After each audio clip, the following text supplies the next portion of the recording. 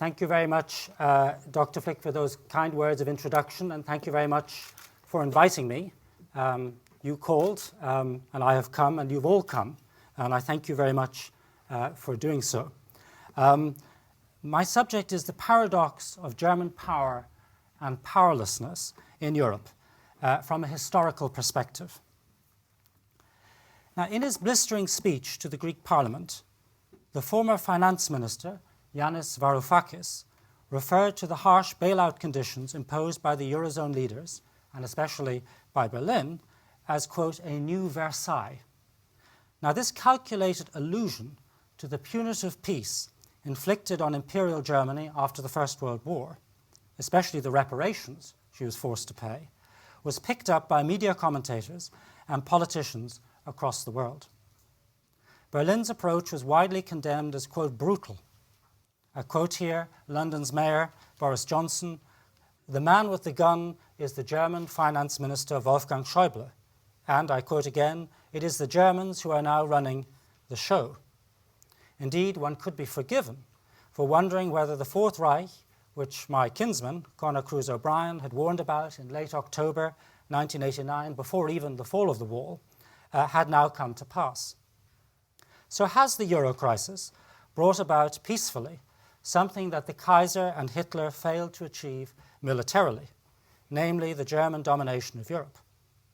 Less hyperbolically, was the eminent sociologist, the late Ulrich Beck, right that the German Chancellor Angela Merkel is a calculating Machiavelli whose ambition is to Germanize Europe?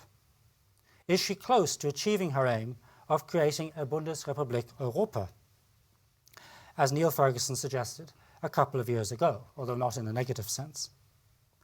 The short answer to these questions is no. Germany is not oppressing the Greeks, or indeed any other Eurozone country. Nobody forced these previously sovereign states into the common currency, at the barrel of a gun, or in any other way. The euro was a dance they insisted on joining, in some cases rather like the ugly stepsisters, doing violence to their real economic body shape, in order to fit into the shoes of the required economic convergence criteria. Besides, none of them want to leave either the European Union or the euro, because they have no desire to return to the failed national politics they were trying to escape through Europe. Polls suggest that offered a clear choice between return to the drachma and reclaiming national sovereignty, or accepting German leadership of the Eurozone, the vast majority of the Greeks prefer the latter. The same is true, more or less, of the rest of the common currency area. Clearly, there is only one thing worse than being dominated by Germany in the Eurozone, and that is not being dominated by Germany in the Eurozone. Whatever else is going on here, it is not the recreation of the Second or Third Reich. That said, the current crisis is very much a product of the German problem, and indeed of the German imperial legacy. And in order to understand why, we need to go back to the origins of a question which has driven the history of our continent for hundreds of years and fundamentally shapes its politics today. I've made a special study of this problem in my book, Europe, the Struggle for Supremacy, which was translated into German as Eine deutsche Geschichte Europas, which makes the argument that the German question is the question driving European history. Germany, or the various polities in which most Germans lived, has been the fulcrum of the entire European state system since at least the 16th century. Its central geographical location made it the cockpit of Europe, a territory on which foreign armies, the Ottoman Turks, the Spanish, the French, the British, the Russians, Swedish, to name but only the most prominent, contested for mastery of the continent. There is no other space in Europe which has been so commonly traversed, not even northern Italy, which might run a close second.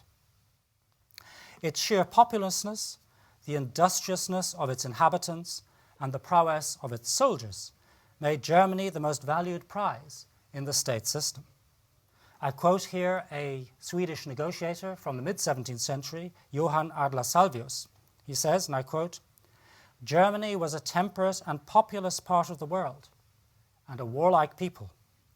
There was not a country under the sun in a better position to establish a universal monarchy," by which he meant domination of Europe, "and absolute dominion in Europe than Germany.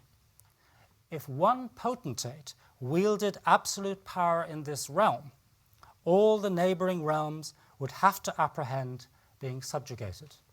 End of quotation. And what's striking, I think, about this remark, which you can find repeated across the centuries by different statesmen from different countries, but what's striking about that remark is from the mid-17th century, it's long before the emergence of what we classically regard as the German question. Already then there is this consciousness of the importance of Germany. Now, for much of the past 500 years, the fear was not that Germany itself would disturb the European balance of power, but that an outside force would use the Germans and German resources to do so. This was because their political commonwealth, the Holy Roman Empire of the German nation, was bitterly divided between the emperor and the major princes, between Catholics and Protestants, and in many other ways as well. And this German fragmentation, which persists all the way into the late 19th century, created a vacuum at the heart of Europe, which exported instability and attracted the predatory attention of its neighbours. Most catastrophically, certainly catastrophically for the Germans, during the 30 Years' War, when practically the entire continent marched through Germany at some point, but also during the Turkish invasions of Central Europe and the Revolutionary and Napoleonic Wars. So the weakness of Germany was destabilizing the European system. So for this reason, European statesmen tried to refashion Germany in a way that the Germans were not always at each other's throats or at the feet of their neighbours. And this required institutions which diffused internal tensions, if necessary, through outside intervention, and mobilized the common energies of the Germans in defense of the empire's external borders. So German politics were therefore characterized by a sophisticated form of power sharing through imperial courts and the imperial assembly, the Reichstag. France and Sweden were guarantor powers from the Peace of Westphalia in 1648, with the right to intervene in German affairs to keep the peace or to prevent foreign interference. And in the 18th century, Russia was also formally awarded that privilege. And this is a very important point because you'll often read in the classic accounts of international relations that our modern system of state sovereignty, inviolability of borders and so on, was born at Westphalia.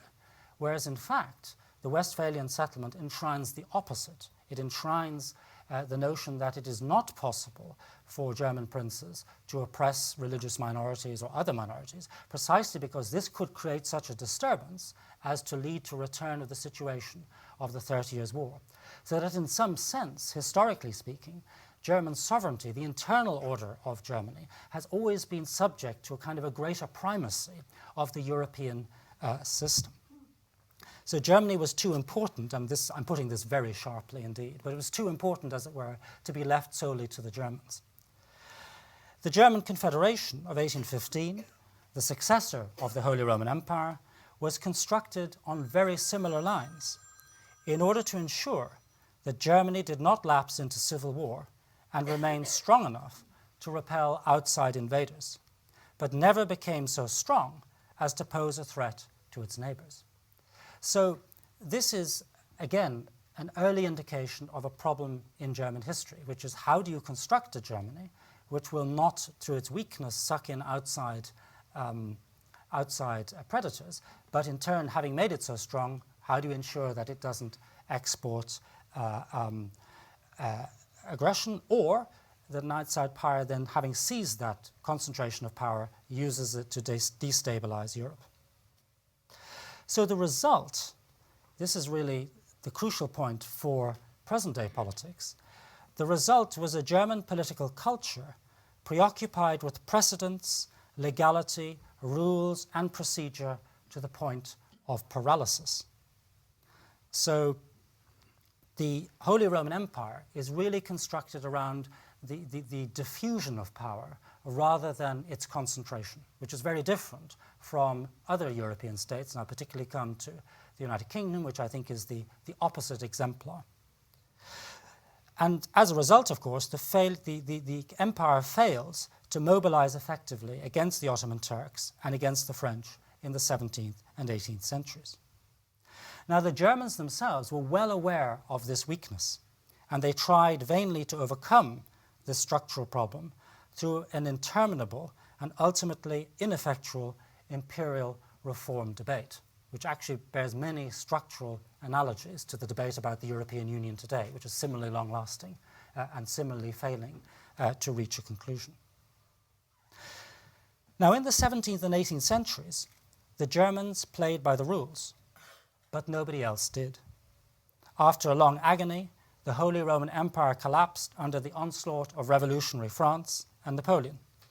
Later, the German Confederation, which failed to deter French revanchism, was destroyed by Bismarck and the National Liberals in their drive to create a united Germany. This turned the Germans, this united Germany, after 1871, turned them from objects of the state system, which we've seen them so far, into subjects with a powerful voice in Europe and the world. And of course, and this is well known, the united Germany was by any standards a colossus. With a population of 41 million people, in 1871 it was larger than France, which is 36 million, larger than Austria-Hungary, 6 million fewer, and Britain, which is 31 million, metropolitan Britain. Only the vast Tsarist Empire could boast an even greater number of subjects. By comparison, the population of Prussia in 1850 had been 16 million. Moreover, unlike its stagnating French rival, the German population was rapidly increasing. Harnessed to this demographic motor was a rapidly industrializing economy, the best educational system in the world, and of course an army which was second to none. Most importantly of all, this vast new entity was located at the heart of Europe. The consolidation of the European centre, largely complete by 1866, had now become a permanent fixture. Where there had been for hundreds of years a plethora of smaller states, and as recently as 7 years previously there had still been nearly 40 distinct entities, a single power, United Germany, Bismarck's Germany, ruled supreme. As is well known, however, the establishment of a consolidated power centre at the heart of the continent eventually overturned the whole European and indeed the global balance of power. It required a coalition of the world's strongest powers to crush both the Kaiser's Germany and Hitler's Third Reich in the two world wars. These events showed Germany's great strength, but also, of course, her weakness. True, she was able to defy much of the world for 4 years in 1914 to 1918, and another 6 years, 1939 to 45. But in the end, she failed, as we know.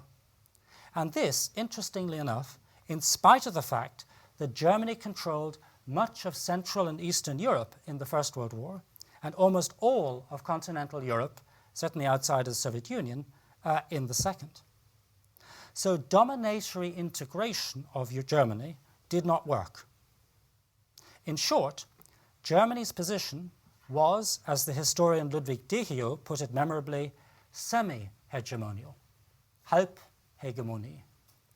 It had the aspiration, to a certain extent the capacity, but not quite enough. Or in Henry Kissinger's no less inspired words, quote, Germany was too big for Europe, but too small for the world. And here we see indeed the topic that you asked me to speak about, paradox of power and powerlessness. Germany too strong and too weak at the same time.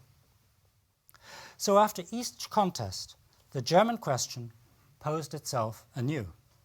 How to order the European centre in such a way that it was robust enough to master domestic and external challenges without at the same time developing hegemonic tendencies.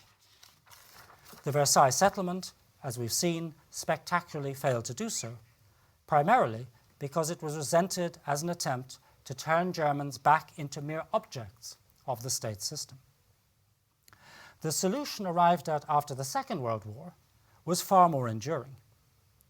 Germany was partitioned territorially into a communist East and a democratic West, and underwent a change of heart internally.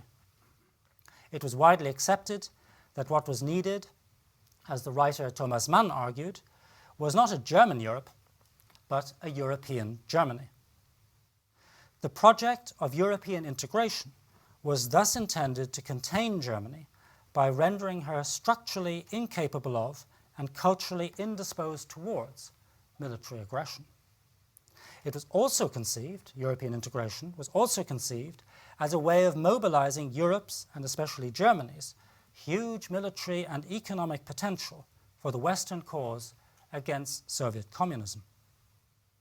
The reintegration of Germany into the Western Comity of Nations, including the generous forgiveness of many of her debts at the 1953 London Agreement, was conducted on this basis. And I'm conscious that there is at least one person in the audience who knows a great deal more about the London Agreement than I do. But the political context, geopolitical context, is of the reintegration of Germany into the continent. But while pacifying Europe and containing Germany required a European constitutional arrangement and political culture similar to the old Holy Roman Empire, keeping the Russians out demanded a much tighter and stronger union. So again, here we see the paradox. You want European integration to do one thing, but the very thing it then does makes it more difficult to do the other. So you either diffuse power or you mobilize it. On the one hand, the growing strain of containing the Soviet Union made it imperative that the Western Europeans do more for their own defense, either collectively or individually, for example, through German rearmament. On the other hand, the European Coal and Steel Community, which established a joint administration of French and German coal and steel resources, was ostensibly a form of economic rationalization, but really a device to bring German war-making potential under collective multilateral control and thus to defang her. Now, the European defense community of the 1950s was an attempt to embed the military mobilization of Germany in a wider political union. It sought the complete merger of men and equipment, including Germans, under a single European political and military authority. This was to include not only an executive council of national prime ministers, a court of justice, and an economic and social council, but also a two-chamber European parliament. This was effectively, the European defense community, was effectively a European government in waiting, with the potential to develop into a full parliamentary union. But it was stillborn, alas, thanks to the opposition of the French Parliament. Henceforth, European integration was confined to economic, cultural, and political matters, at least for the future decades, exemplified by the Treaty of Rome in 1957, which established the European Economic Community, forerunner, of course, of the EU. Defense integration proved fatal to the prospects for full political integration, although several attempts were made over the next 30 years to restart the process.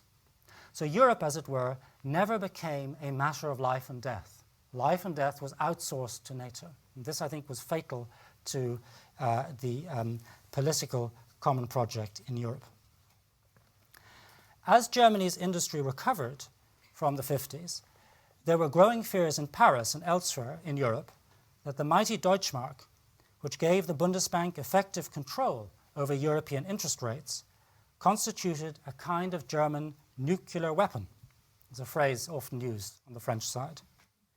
Even before German unification was on the agenda, the French President François Mitterrand warned, quote, that without a common currency, we are already subordinate to the Germans' will. At the Madrid summit of the European Council in June 1989, the euro was finally agreed. Before communism collapsed, but firmly within the context of the growth of German power in Europe. When the Berlin Wall fell in November 1989, the process of introducing a currency union gained new urgency.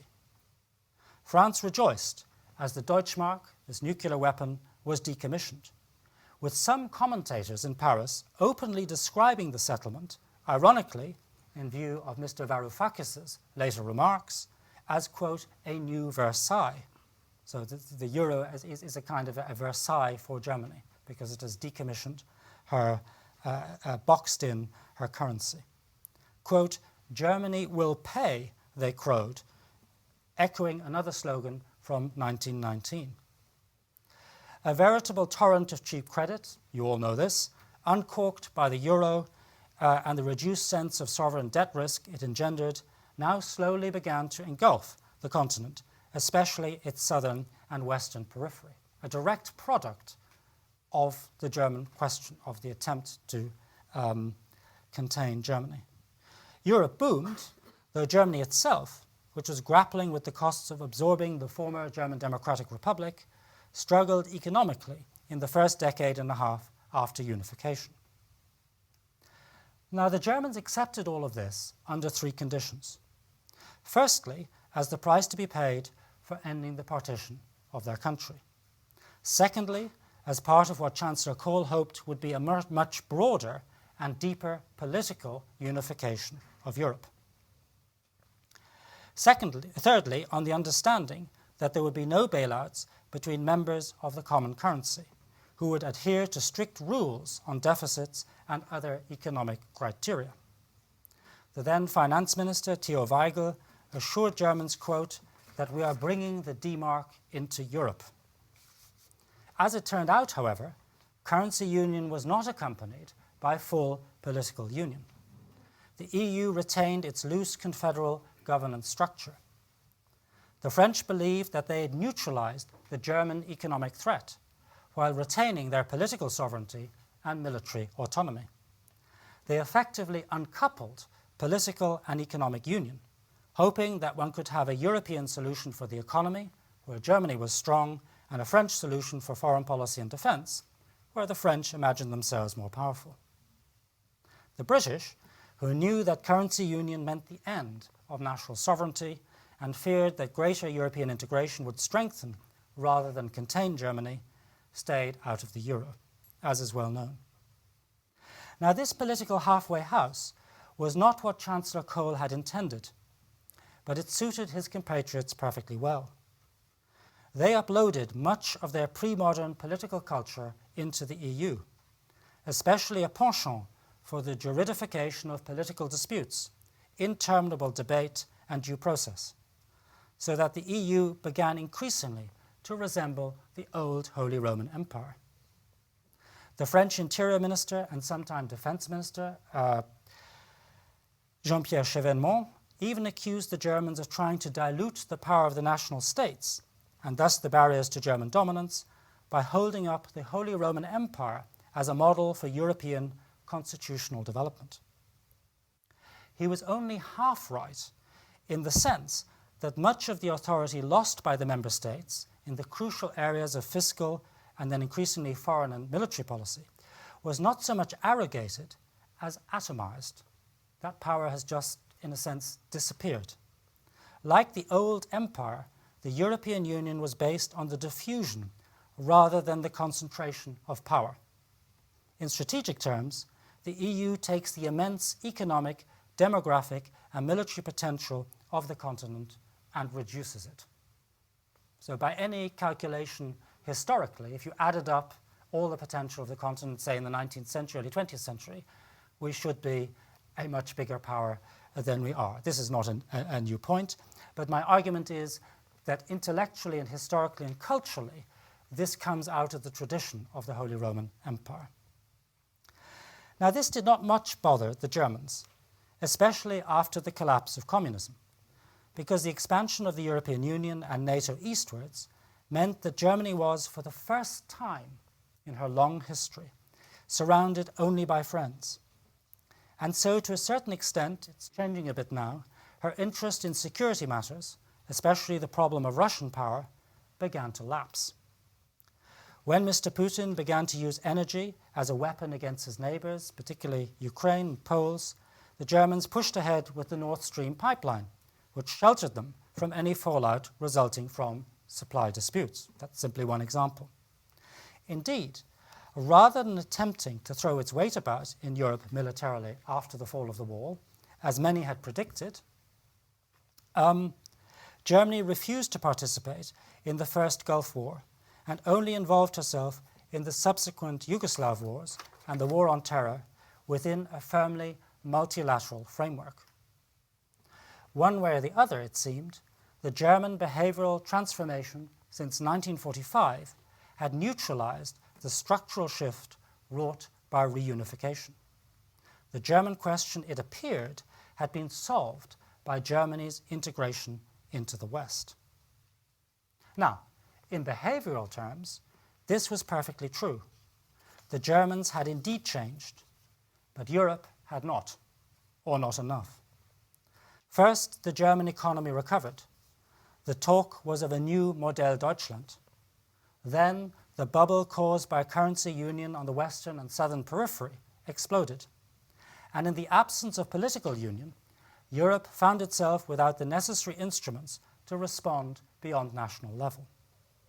The confederal political structure of the currency union favoured its largest member. As the largest and most healthy economy, Germany was not only well placed to weather the storm, but increasingly dominated the pan-European response.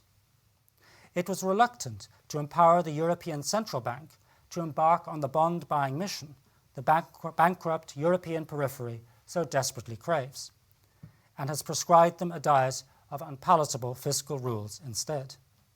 This is because, in the absence of full political union, any major debt forgiveness or intentional inflation would be at the expense of the fiscally prudent, and only encourage the beneficiaries to incur new obligations. So that was the euro crisis. Then the European security bubble exploded.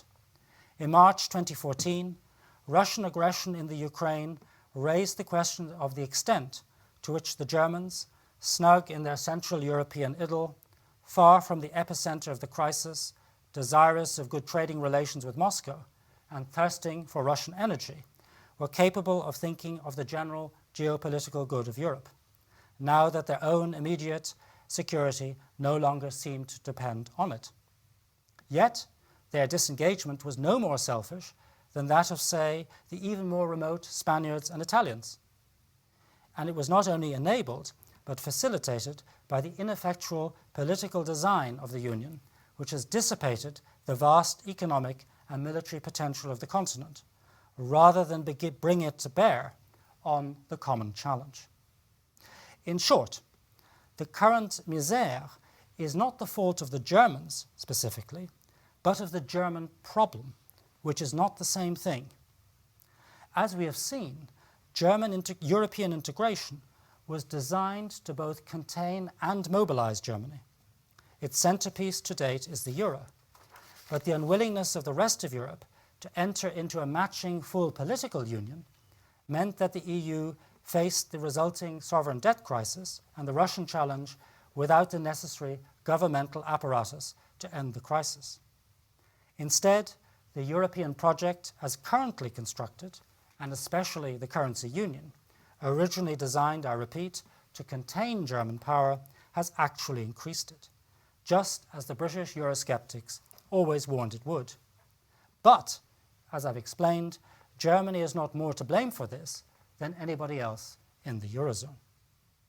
So, the German question has mutated over more than half a millennium. For 400 years or so, Germany was too weak. The question was how to mobilize the Germans in defense of the balance of power, or to prevent them from falling into the hands of a hegemon. For about 80 years after unification in 1871, Germany, as we've seen, was too strong, and either threatened world peace or appeared to do so. Then followed, after 1945, about half a century in which Germany was relatively weak in political terms, although becoming stronger, and contributed far less to the Western cause than it could have done. Today, we have, as we've seen, a Germany which is both too strong and too weak, or at least too disengaged. Her austerity policies and her unilateralism in the refugee question suggests an excess of German power to critics, while her strategic weakness in the face of Russian aggression and state breakdown in the Middle East seem to suggest the absence of power, or at least of a sense of responsibility. So again, power and powerlessness. Germany therefore sits uneasily at the heart of a European Union which was conceived primarily to constrain German power, but which has instead served to increase it, and whose design flaws have unintentionally deprived many other Europeans of their sovereignty without giving them a democratic stake in the new order through full political union. Worse still, Germany is a disabling vacuum, at least in military terms, at the very center of a continent which desperately needs to cohere in the face of its pressing economic, fiscal challenges, and certainly in military terms. Indeed, it makes as much sense to speak of an open European as an open German question, for the two are one and the same. The German question is the European question, and the European question is the German question. To be sure, critics are right to source much of the current European malaise in the German imperial legacy. But the empire in question, I hope I've shown, is not that of the Kaiser or Hitler, but the old Holy Roman Empire, whose strengths and weaknesses live on in the European Union of today. Instead of anchoring the common currency in a joint parliamentary representation and a strong state capable of efficient revenue extraction, as in the case of the United Kingdom and the United States, Berlin is attempting to run it through the acceptance of German rules and political culture. Instead of a single foreign policy and a military capable of deterring aggressors, we have a perpetual palaver which reminds one of nothing so much as the vacillations of the Holy Roman Empire in the face of Turkish or French threats. So in the last 5 to 10 minutes or so, I just want to sketch out the future, which holds 5 possibilities. The first and most likely, in the short term, is more of the same, in which Germany enforces and everybody else acquiesces in the rules of the Eurozone. Even in the best-case scenario, the result will be the slow strangulation of states like Greece, which lack the native strength to push through or benefit from the reforms required to make them competitive again. The Eurozone will continue to stagger from crisis to crisis. Insofar as this process is supported by the individually elected governments, it enjoys democratic legitimacy of sorts. But it leaves the question of which voters are actually responsible for the European debt unresolved, and therefore means continued instability. This means that the second possibility, namely a catastrophic blowout of the euro on the international markets, remains acute. They would like to believe in the common currency, as they have respect enough for Mr. Schäuble, but an obstinate sense of rationality and skepticism prevents them. The markets know that as currently configured, the euro defies the laws of political and economic gravity and must eventually fall as currently configured. They cannot rest until either the common currency dissolves or shrinks to a smaller core, or until there is a credible government which takes responsibility for the entire sovereign debt of the Eurozone by creating full federal political union. The third solution, German hegemony within the Euro system, would lack any kind of democratic legitimacy. Equally importantly, the Germans themselves have no appetite for it. Germany is, as the British political scientist Willie Patterson puts it, a reluctant hegemon, so return to this semi-hegemonial status. Besides, as we have seen, the Germans are not good at hegemony. They lack the necessary strategic culture. The fourth possibility, namely a German exit from the euro to allow a looser monetary policy by the ECB, or the creation of a much smaller core eurozone with Germany, might or might not solve the economic problem, but it would completely frustrate the political purpose of the whole exercise, which was to contain Germany within a larger whole. This, rather than any sense of solidarity among the fiscally profligate is what has driven the French determination to keep Greece and all the other struggling states in the Eurozone. It is also what underlies President François Hollande's very recent call for the establishment of a Eurozone parliament with budgetary powers. This is in fact the fifth and only really plausible option, which is the creation of a complete political union in which the common debt and the common foreign policy is the responsibility of the common representation.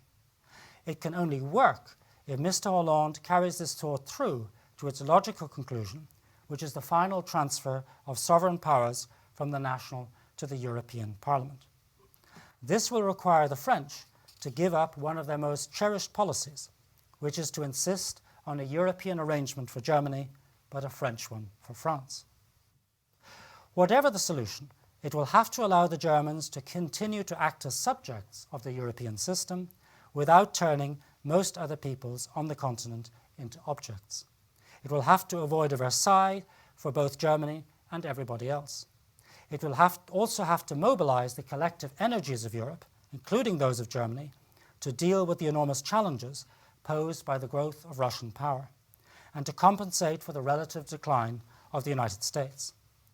It will have to close the gap that opened up between politico-military and socio-economic integration in Europe in the 1950s.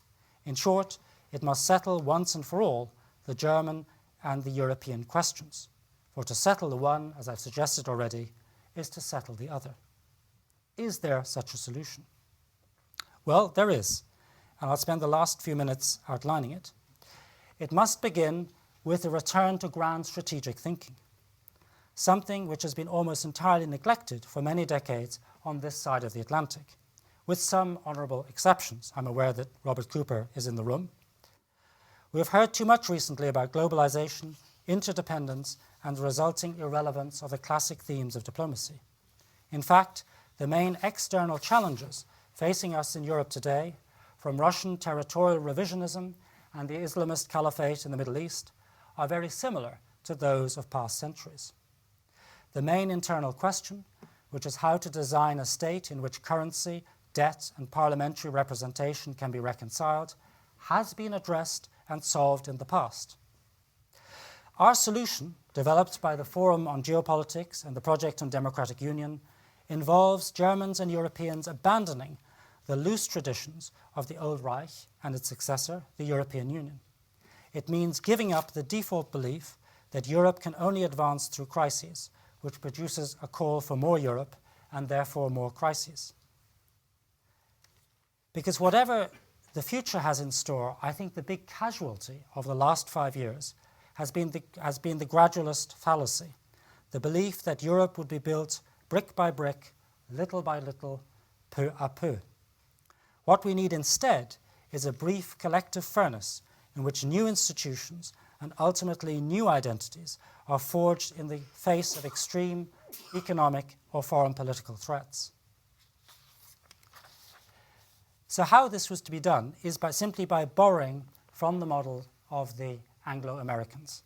In the early 18th century, the English and the Scots brought to an end hundreds of years of military and economic rivalry by joining in the active union, by consolidating the national debt, by linking foreign policy and putting them all under a single parliamentary representation.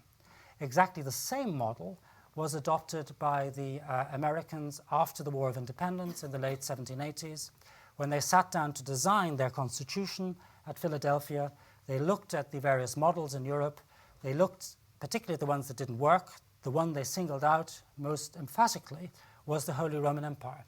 Alexander Hamilton, James Madison specifically say, we do not want to be like the Germanic Empire. We wish to follow the British model. So to conclude, the historical record shows that successful unions have resulted not from gradual processes of convergence in relatively benign circumstances, but through sharp ruptures in periods of extreme crisis. They come about not through evolution, not through the gradualist system of the Holy Roman Empire, but through a big bang in the Anglo-American way. They are events rather than processes. The European political unity, which the continent so desperately needs, therefore requires a single collective act of will by its governments and elites, and ultimately by its citizens. There is no need to reinvent the wheel when a tried and tested model is available to us across the Channel and across the Atlantic. We should instead, therefore, follow the path set out for us more than 200 years ago by the United Kingdom and the United States by establishing a full parliamentary defence and fiscal union. This is the only way of solving the debt crisis, of deterring outside predators, resolving the historical paradox of Germany's power and powerlessness in Europe, and turning Europeans and Germans into the force for good in the world that they should be. Thank you for your attention.